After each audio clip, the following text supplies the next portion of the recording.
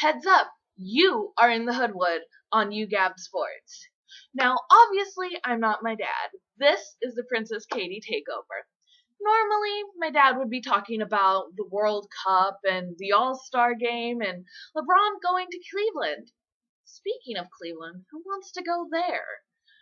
Oh, and my dad said something about going to Cleveland to dance with the ballet. I'm still trying to figure it out. But let's not talk about that. Let's talk about music and cooking and shopping. Katie, I'm home. Something about fat dap and head slap. Let's just go.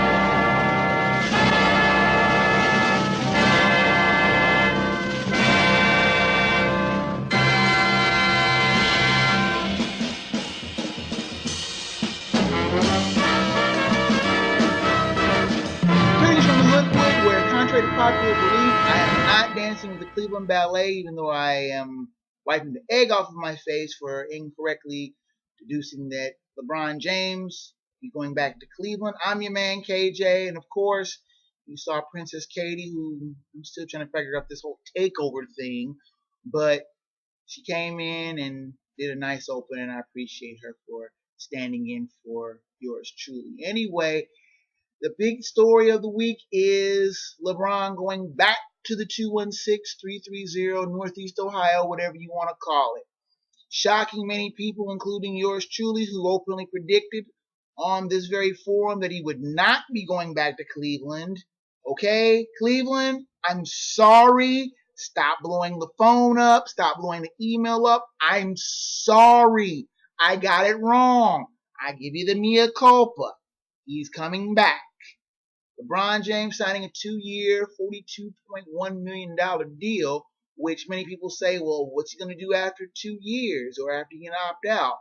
Basically, he's angling for more money because when the new NBA television deal kicks in and rains money down on the NBA, everybody's going to get a rising tide of salaries, including LeBron James, who will try to cash in with the rest of the free agent market. Speaking of the free agent market, Chris Bosh was one who shocked a lot of people. I thought he was going to go to Houston. He had a deal all set on the table, but instead decided to go back to Miami and take a $119 million deal over 5 years to stay in South Beach.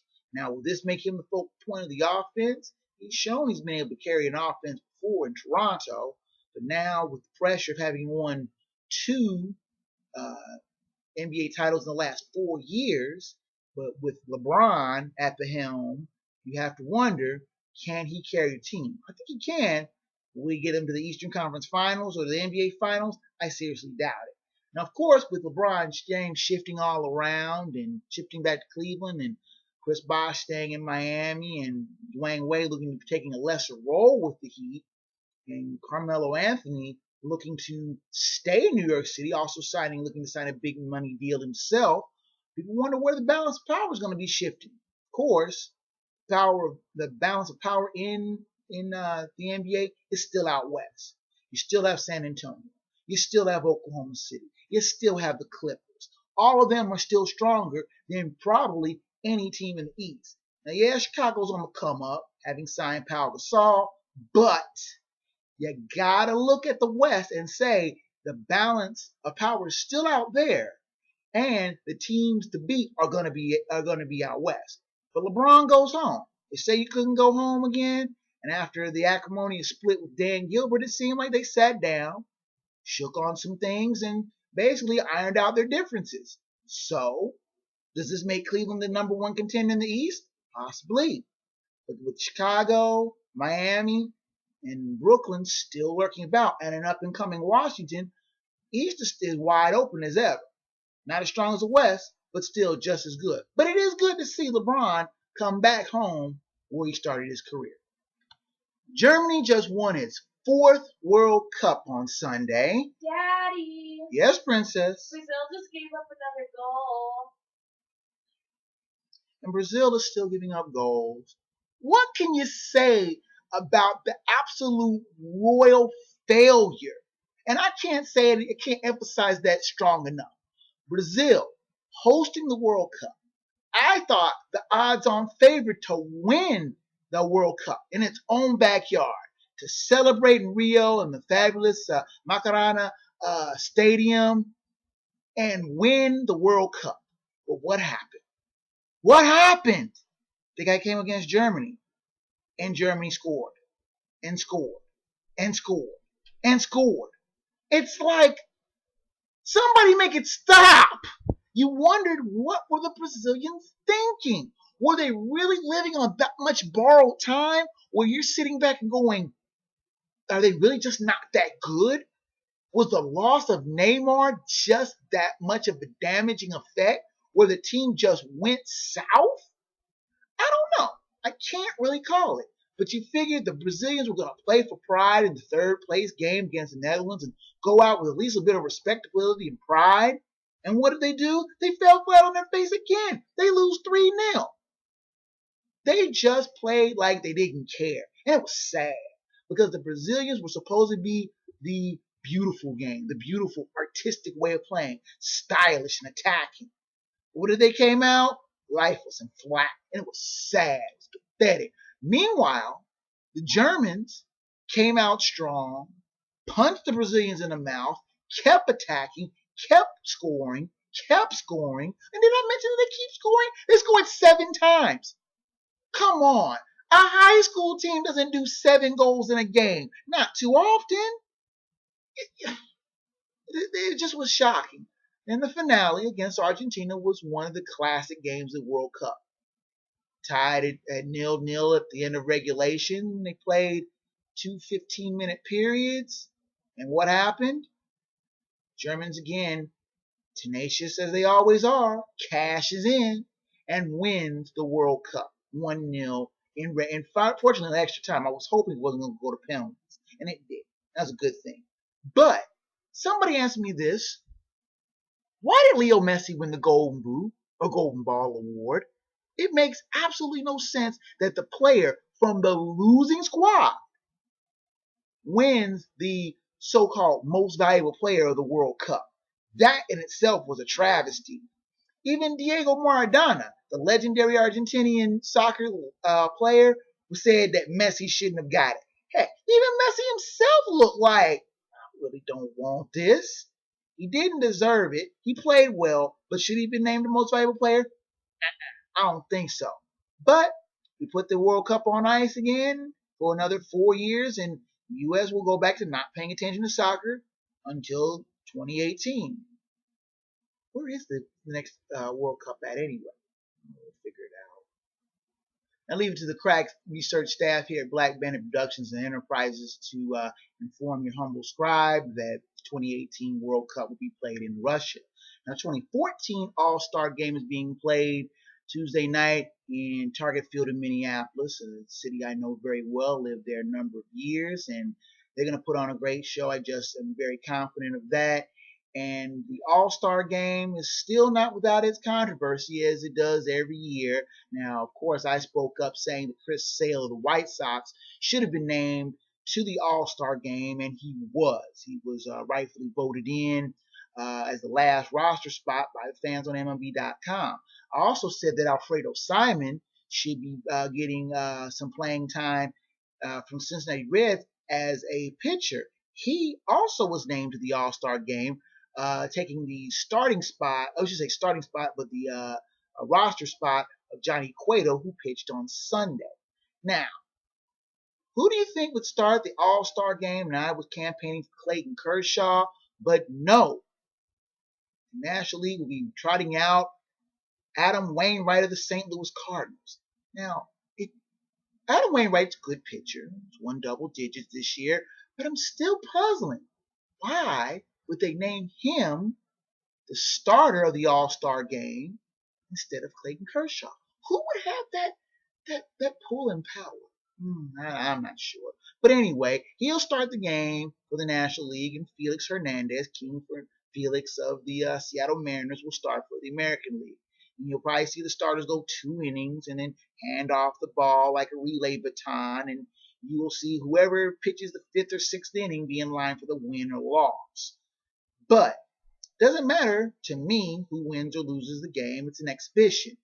What matters to me is the fact that the winner of this game, whether it be the American League or the National League, gets the home field advantage in the World Series. And I think that is the stupidest, stupidest proposal. I mean, think about it.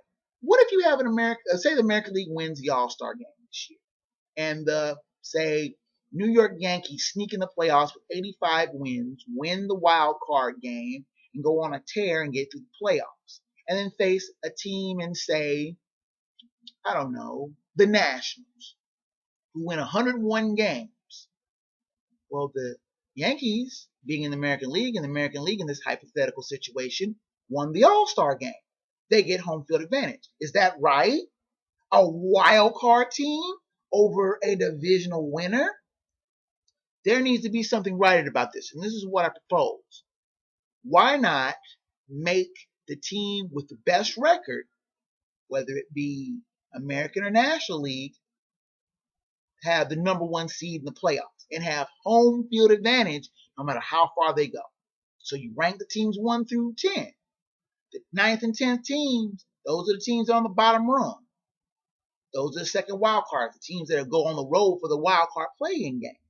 They could not have home field advantage at any point. If you just sneak in the playoffs, do you deserve to get home field advantage for the biggest series of the baseball season? I think not. They need to correct this. Bud Selig, I'm calling on you before you retire to make this right. Make the changes in the All-Star game. Keep this an exhibition. You want to make sure that they're playing for something? Put a $5 million pot in it and say winner takes all. Winner gets to split the shares 25 ways. Loser gets to travel back to their home cities. That's how you make the All-Star game worth something. Okay, the head slap of the week is going to go to Houston Rockets general manager Daryl Morey. Now, it seems like the Houston Rockets wanted to be a big player in the NBA free agent market. Made a big splash after Chris Bosh. That failed. They let Chandler Parsons go for Song. And now that he is signed an offer sheet with the in-state rival Dallas Mavericks, they may be forced to pony up the money that they didn't want to have to pony up to sign him. And also, they had to pick up 30-year-old Trevor Ariza. He's still in this league, but it seems like the Rockets do nothing but gamble year after year after year, and they throw money at players that I still think are questionable. We already know what I think of Dwight Howard, chump. James Harden is a shooter, but you wonder how much of that was based on the system he was in Oklahoma City. He's going to make his shots. He's going to get his points. But you have to wonder how cohesive that team is going to be. Houston flamed out in the playoffs in the second round, but you also have to wonder how much Moley is going to throw money at players and his game plan just fall apart. Head slap to a person who's got money and doesn't know what to do with it. Finally, this week's Fat Dap goes to Derek Jeter. He hasn't done anything particularly, outstanding, to merit this pat on the back, if you will. But he's playing in his final All-Star game, which is Tuesday night in Minneapolis, like I mentioned before. And over his 19-year career, he's the only Yankee with over 3,000 hits. He holds numerous Yankee records for service and playing time. And he just carried himself in a way that you would expect a Yankee to carry himself. Class, dignity. And I don't know. I've never been a big fan of the Yankees, but I think he's a really good player. And I figured with him being in the All-Star game, and I'm hoping that the fans in Minneapolis give him a warm ovation and just basically give him the kind of dap that Major League Baseball really is giving to one of the league's ambassadors, longtime great player. Okay, folks, with the music coming up in the background, you know what that means, that your time in the Hoodwood is just about done. Thank you for stopping in this week, and you can catch the video blog right here on UGAB Sports every Tuesday. You can also catch it on YouTube. We put it out pretty much the same time.